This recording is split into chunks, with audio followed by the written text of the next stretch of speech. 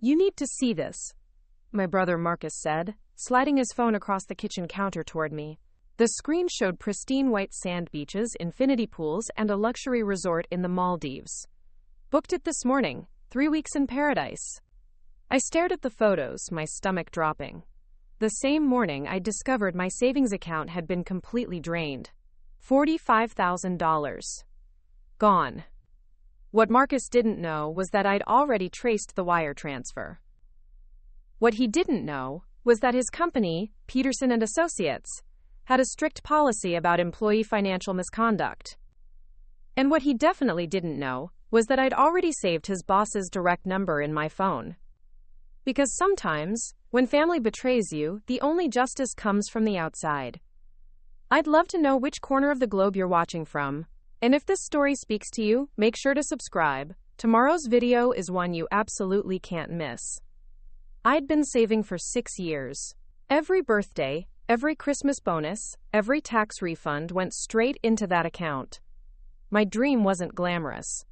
Just a small down payment on a house in Portland, Oregon. Something with a backyard where I could finally plant the garden I'd been sketching in notebooks since college.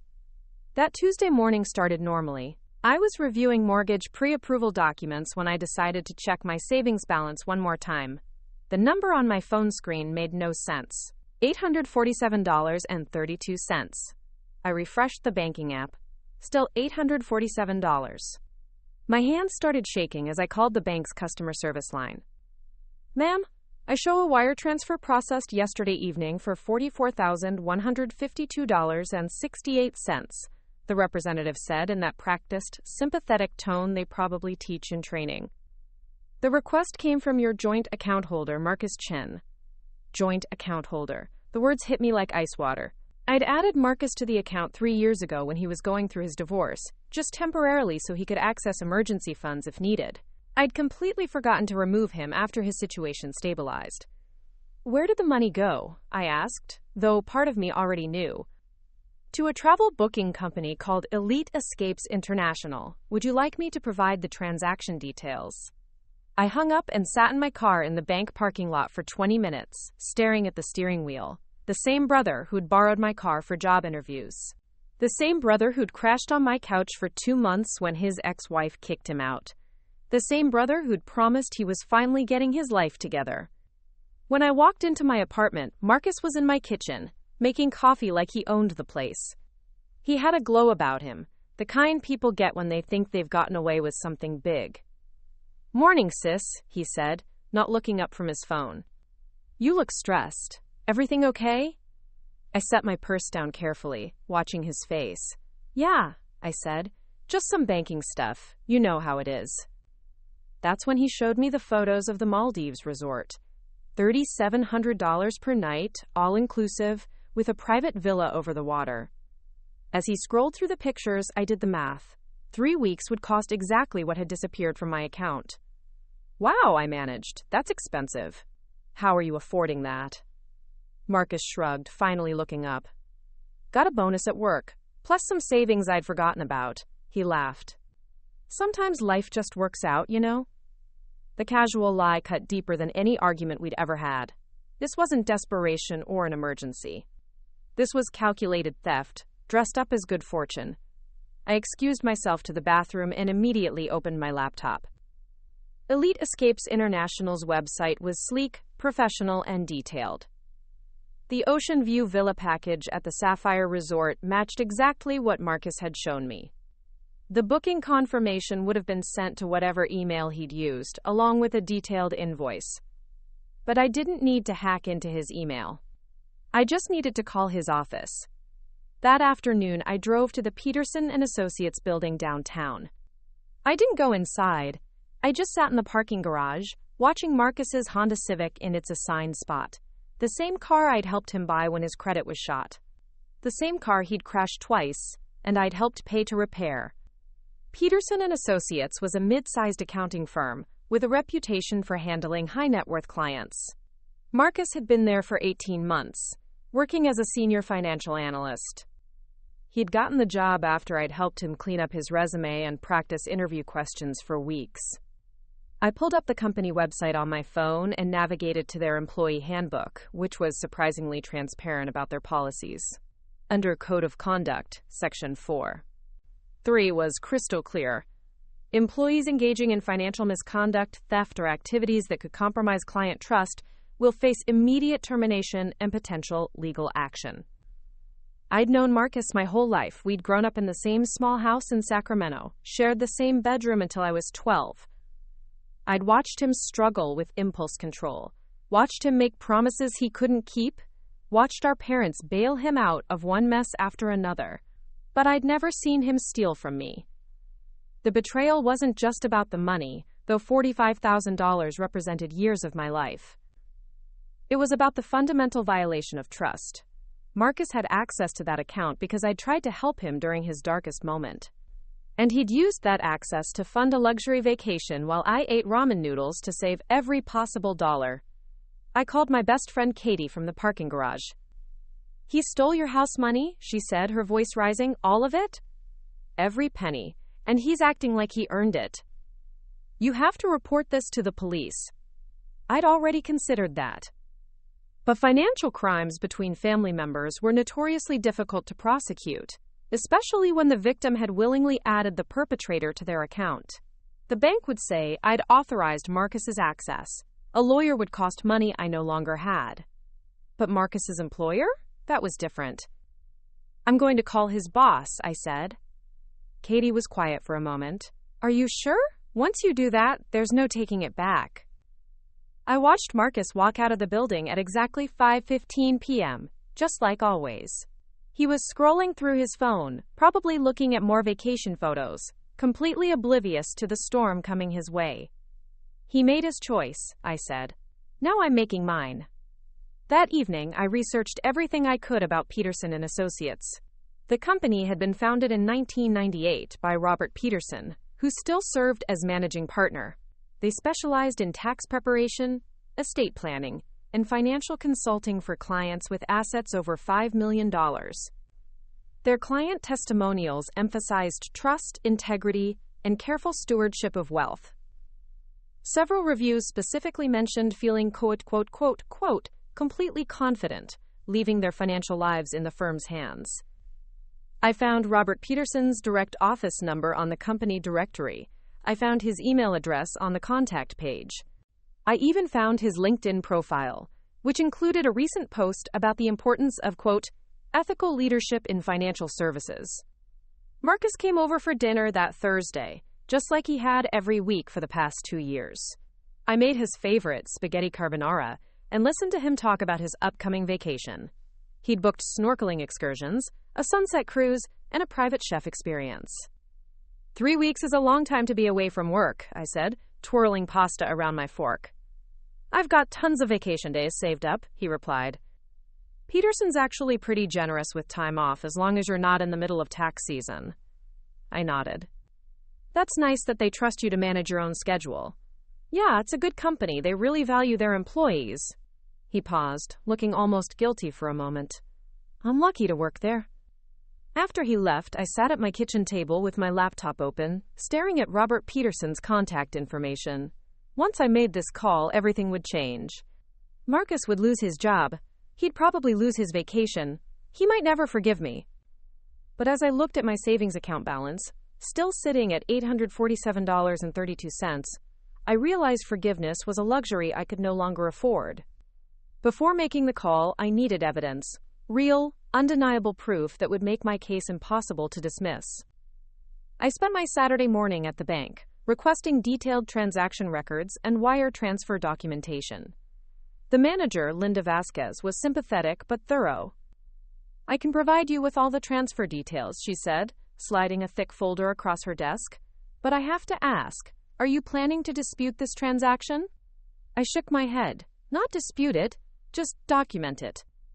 The folder contained everything: timestamps, routing numbers, recipient details, and most importantly, the IP address from which the transfer was initiated. Marcus had made the wire transfer from his own laptop, probably from my apartment while I was at work. Next, I needed to understand Marcus's pattern of behavior. I had been too trusting for too long, but now I was looking with clear eyes. I went through our text message history from the past 6 months, screenshotting every time he'd mentioned money troubles, asked for small loans, or made comments about being broke. Just 2 weeks before the theft, he'd texted me, "Rent's gonna be tight this month. Mind if I skip groceries at your place for a while?" I'd responded by inviting him to dinner every night that week and sending him home with leftovers. I also searched through my email for any financial documents I might have shared with him. Last Christmas, when he'd asked me to co-sign for a car loan, I'd sent him a screenshot of my savings account balance to prove I could cover the payments if needed. The screenshot showed $43,891.15, almost exactly what he'd stolen.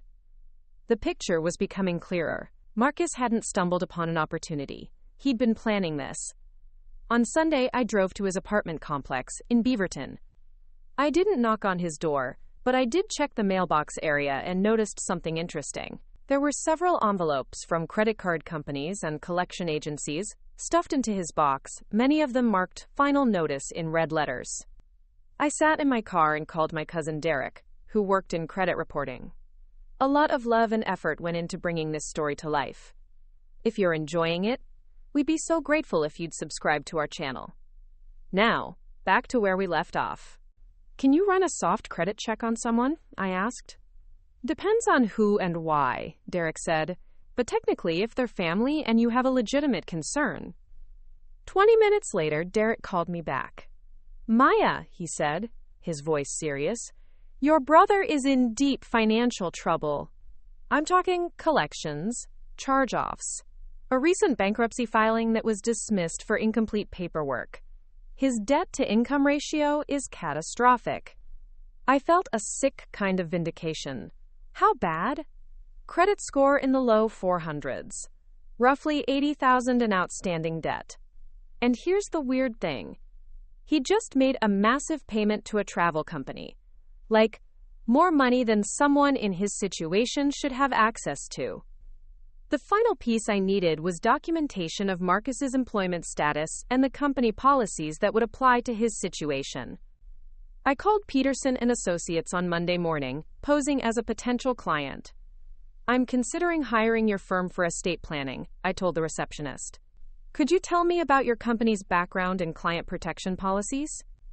She transferred me to a junior associate named David Kim, who was eager to impress a potential client. During our 20-minute call, he mentioned that all employees undergo annual ethics training, that the company carries extensive liability insurance, and that they maintain strict internal controls. "We've never had a single case of employee misconduct affecting a client," David said proudly. "Mr. Peterson runs a tight ship. He says trust is the only currency that matters in our business." After the call, I made a timeline of events. December 15th. Marcus asks me to co-sign for car loan. I share account balance. January 8th. Marcus mentions being broke via text. January 22nd. Marcus files for bankruptcy. Dismissed. February 3rd. Marcus complains about rent being tight. February 18th. Wire transfer initiated from my apartment. February 19th. Marcus shows me vacation photos, claimed. That evening, I printed everything. Bank statements, wire transfer receipts, text message screenshots, the credit report summary Derek had sent me, and notes from my call with Peterson and Associates. I organized it all into a clear, chronological folder that told the story without requiring explanation. I also researched Robert Peterson personally. He'd been quoted in several local business journals about ethical leadership and community responsibility. In a 2023 interview with Portland Business Weekly, he'd said, "I judge my success not by our profits, but by the trust our clients place in us. Every employee here understands that they're stewards of that trust." Perfect. Marcus texted me Tuesday morning, "Leaving for Maldives tomorrow. Can't believe this is really happening. Thanks for being such an awesome sister." The irony was suffocating. But it also meant I had a narrow window. Once he was out of the country, he'd be harder to reach, and any workplace consequences would be delayed. I needed to act while he was still reachable, still employed, and still unaware that his world was about to collapse. I scheduled the call for Wednesday morning at 9 a.m., exactly 1 hour after Marcus's flight was supposed to depart. Wednesday morning arrived gray and drizzly, typical Portland February weather. I sat in my car outside a coffee shop, my phone in one hand and my evidence folder in the other. At 8:45 a.m., I checked FlightAware to confirm Marcus's flight to Dubai. The connection to the Maldives had departed on time. Status: departed. He was 30,000 feet up, probably toasting his success with champagne he'd bought with my money. At exactly 9 a.m., I dialed Robert Peterson's direct line. Peterson and Associates. Robert Peterson speaking. His voice was confident, professional. I'd practiced this conversation a dozen times, but my heart was still racing. Mr. Peterson, my name is Maya Chen. I need to report employee misconduct involving one of your senior analysts, Marcus Chen. There was a pause. I'm sorry, could you repeat that? Marcus Chen is my brother. He stole $45,000 from my savings account to fund a luxury vacation to the Maldives. He's currently on a flight to Dubai using money he stole from me. Another pause, longer this time. This is a very serious accusation, Ms. Chen. I'm going to need you to walk me through this step by step. I opened my folder. Mr. Peterson, I have complete documentation. Bank records, wire transfer receipts, timeline of events, and proof that the stolen money was used specifically for the vacation he's currently taking. Where are you located? Can you come to our office this morning? 45 minutes later, I was sitting in Robert Peterson's corner office, a stack of documents spread across his mahogany conference table. Peterson was younger than I'd expected, maybe 50, with salt and pepper hair and glasses that he kept adjusting as he reviewed my evidence. His assistant, Margaret, had joined us and was taking detailed notes. This wire transfer, Peterson said, pointing to the bank statement. It originated from your account on February 18th? Yes, at 11:47 p.m., from the IP address associated with my apartment's internet service. And you're certain Marcus was at your apartment that evening? I pulled out my phone and showed him our text exchange from that day. Marcus had asked to come over for dinner and to use my Wi-Fi for some work stuff, because his internet was down. Peterson's jaw tightened. And this vacation booking confirmation? Elite Escapes International. The exact amount matches the wire transfer, minus banking fees. Margaret looked up from her notes. Mr. Peterson, Marcus submitted a vacation request form last week, 3 weeks starting today. He listed the destination as international leisure travel. Peterson leaned back in his chair. Ms. Chen, I want you to understand something. What you're describing isn't just theft. It's a violation of our core values and potentially our licensing requirements. Financial analysts in this firm have access to client assets, investment accounts, and sensitive financial information. I understand, I said. That's exactly why I'm here, instead of just filing a police report. You haven't filed a police report? Not yet. I wanted to speak with you first. Peterson exchanged a look with Margaret. I appreciate that, but I need to ask, what outcome are you hoping for? I'd prepared for this question. I want Marcus terminated immediately. I want a formal investigation into whether he's misused his access to client accounts or company resources. And I want assurance that someone with this kind of judgment will never again have access to other people's money. Peterson nodded slowly. Margaret, please pull Marcus's personnel file, his computer access logs, and his recent client interaction reports. I want everything on my desk within the hour. As Margaret left, Peterson turned back to me.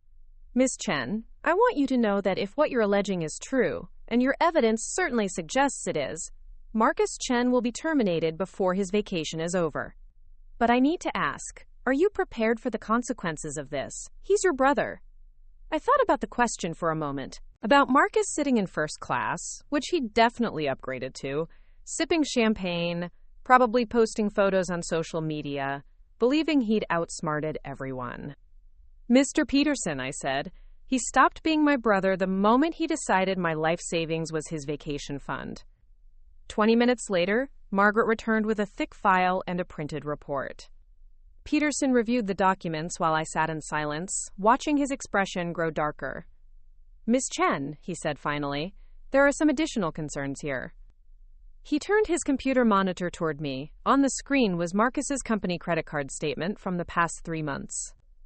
These charges, Peterson said, pointing to highlighted entries, expensive lunches, hotel rooms, entertainment expenses. All coded as client development, but there's no corresponding client meeting documentation. I stared at the screen. He's been stealing from the company too? It appears so. Small amounts but consistent. And here, he clicked to another screen, are his computer access logs. He's been accessing client files for accounts he's not assigned to work on. My stomach dropped. What does that mean? Peterson's expression was grim. It means your brother may have been planning something much bigger than stealing your vacation money. It means he may have been gathering information for identity theft, account fraud, or worse. The room felt suddenly cold. I'd thought I was reporting a family betrayal. Instead, I'd uncovered what looked like the beginning of a major financial crime spree. Peterson picked up his phone. Margaret, I need you to contact our cybersecurity firm immediately. Full forensic audit of Marcus Chen's computer access, email, and file downloads. And call our attorney. We may need to involve federal authorities. He looked at me. Miss Chen, I'm afraid this situation is much more serious than either of us realized. The call came at 2:47 a.m. Portland time, which meant it was 1:47 p.m. in the Maldives. Marcus's name appeared on my phone screen, and I let it ring 4 times before answering. Maya? His voice was tight, different. I just got the strangest call from my office. I was wide awake, sitting in my living room with my laptop open. I'd been tracking the investigation's progress through email updates from Peterson's office. Oh? I said, keeping my voice neutral. What kind of call? Margaret said I need to call Mr. Peterson immediately. Something about a security issue with my access credentials. He paused. Do you know anything about this? The question hung in the air between us. This was the moment. After 31 years of being Marcus's sister, of covering for him, of believing his promises to change, this was where it ended. Yes, I said. I know everything about it. Silence. Then, what the hell does that mean? It means I called your boss yesterday morning. It means I showed him the bank records, proving you stole my life savings to pay for your vacation. It means Peterson and Associates knows exactly what kind of person they hired. The silence stretched longer this time. When Marcus spoke again, his voice was different, smaller, but also angry. You called my boss? Maya, what the hell is wrong with you? What's wrong with me? I stood up, pacing now. Marcus, you stole $45,000 from me. You stole my house down payment. You stole years of my life. I was going to pay you back. With what money? Derek ran your credit report. You're $80,000 in debt with a credit score in the 400s. You can't even pay your own bills. Another pause. Then, quieter, Derek did what? The whole family knows, Marcus.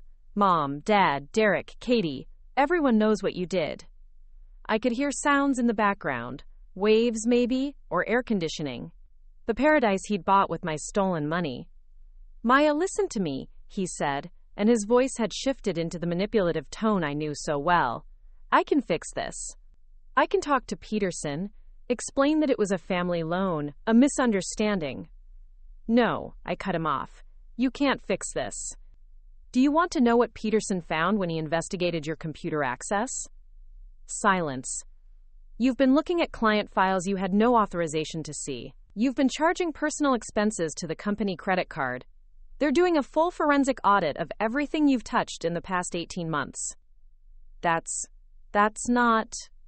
Marcus was struggling now. Those were legitimate business expenses. The 5-star hotel room in Vegas last month? That was business? I was networking. With who? There's no client meeting documentation for any of your so-called business trips. The conversation was interrupted by a beep. Marcus was getting another call. Maya, I have to take this. But we're not done talking. Actually, I said, we are. I hung up and immediately blocked his number. 30 minutes later, my phone rang again. This time it was Robert Peterson. Ms. Chen, I wanted to update you on our investigation. Marcus is being terminated effective immediately. His company credit cards have been canceled, his building access revoked, and his final paycheck will be withheld pending resolution of the misappropriated funds. What about the money he stole from me? That's between you and law enforcement, but I can tell you that we're filing our own criminal complaint regarding the company credit card fraud. The district attorney will likely want to combine the cases. I felt a strange mix of satisfaction and sadness. How much did he steal from the company? Approximately $12,000 over 6 months. But here's what's more concerning. Our cybersecurity audit found that he downloaded client contact lists, account summaries, and social security numbers for over 40 high-net-worth individuals. My blood ran cold. Identity theft? We don't know yet, but the FBI's cybercrime unit is now involved. This may go federal. After the call, I sat in my living room, staring out at the Portland skyline. My phone buzzed with texts from unknown numbers. Marcus must have been using other people's phones to try to reach me. I didn't read them. Instead, I opened my laptop and began documenting everything for the inevitable police report. Times, dates, amounts, evidence. The same methodical approach that had gotten Marcus fired would now get him arrested. At 6 a.m., my phone rang. It was my mother. "Maya, what have you done?" she said without preamble. "I reported a crime, Mom." "He's your brother. Family doesn't call the police." I closed my eyes. Family doesn't steal from family either. It was just money. You could have worked it out between yourselves. Mom, it wasn't just my money. He was stealing from his company. He had access to client information for 40 wealthy people. This could have been much worse. She was quiet for a moment. How much worse? Identity theft, wire fraud, federal charges. Mom, Marcus wasn't just struggling with impulse control anymore. He was becoming a career criminal. When she finally spoke, her voice was small. I didn't know it was that bad. Neither did I, until I stopped making excuses for him. The rest of that day passed in a blur of phone calls. My bank's fraud department, the Portland Police Bureau, the district attorney's victim services coordinator. Each conversation made the situation more real, more final. By evening, Marcus Chen was no longer employed. His vacation was effectively over, though he'd have to figure out how to get home on his own dime. And for the first time in my adult life, I'd chosen justice over family loyalty. It felt terrifying and liberating at the same time. 6 months later, I'm sitting in the backyard of my new house in Southeast Portland. It's not the house I originally planned to buy. That dream died with my stolen savings. But it's mine, and it has the garden space I always wanted. The down payment came from an unexpected source, Peterson and Associates Client Protection Fund. After the FBI investigation concluded, the firm voluntarily compensated victims of Marcus's data theft scheme to protect their reputation. My stolen money qualified me for the maximum reimbursement. Marcus pled guilty to wire fraud, computer fraud, and theft in the first degree. He received 3 years in federal prison and a restitution order for $127,000, covering my savings, the company credit card fraud, and damages to Peterson and Associates Client Protection Fund. His vacation to the Maldives ended up costing him roughly $42,000 per day. I testified at his sentencing hearing. Not out of revenge, but because the prosecutor said victim impact statements helped judges understand the real cost of financial crimes. I talked about the sleepless nights, the anxiety attacks, and the way his theft had made me question my ability to trust my own family. Marcus looked smaller in his orange jumpsuit than I'd ever seen him. When the judge asked if he wanted to address the court, he stood up and apologized, to Peterson and Associates, to their clients, and finally, to me. I told myself it was just borrowing, he said, his voice barely audible. I told myself I'd pay her back. But the truth is, I never respected Maya enough to ask permission, and I never respected myself enough to earn what I wanted. It was the first honest thing I'd heard him say in years. After the hearing, my parents approached me in the courthouse hallway. My mother, who had initially blamed me for destroying the family, hugged me tightly. "I'm sorry," she whispered. "I should have supported you from the beginning." My father, always a man of few words, simply said, "You did the right thing." The house I'm sitting in now has 3 bedrooms, a renovated kitchen, and a mortgage I can afford on my paralegal salary. But the best part is the quarter-acre backyard where I've planted tomatoes, herbs, and the flower garden I sketched in notebooks for 6 years. Last week, I received a letter from Marcus in federal prison. Not an apology, we'd moved past that, but an update. He's teaching a financial literacy class for other inmates and working toward an accounting certification. He included a photo of himself in the prison library, surrounded by textbooks. I'm learning what money actually means, he wrote. Not as something to take, but as something to earn and respect. I'm also learning what family means. You didn't betray me, Maya. You saved me from becoming someone even worse. I haven't responded to the letter yet. Maybe I will, maybe I won't. But for the first time, Marcus sounds like someone I might want to know again someday. The Victory Garden in my backyard is thriving, fed by morning sunlight and the kind of peace that comes from making difficult decisions and living with the consequences. I water the tomatoes every morning and think about how sometimes the best way to love someone is to stop enabling them. Sometimes the best way to protect your family is to hold them accountable. And sometimes, when someone steals your life savings for a vacation, the most powerful response isn't revenge. It's justice, served with the patience of someone who finally learned their own worth. The brother who thought $45,000 was the price of 3 weeks in paradise learned that some costs can't be calculated until the bill comes due. And me? I learned that staying behind, fighting back, and choosing the harder path sometimes leads to the better ending. My house is small, my garden is young, but they're both mine. And that, it turns out, is worth more than any stolen vacation could ever be. Looking for more? We've got 2 amazing stories ready for you right on screen. If this one touched you, these are absolutely worth your time. Click to watch them now. And hey, subscribe and hit that bell to never miss our latest uploads.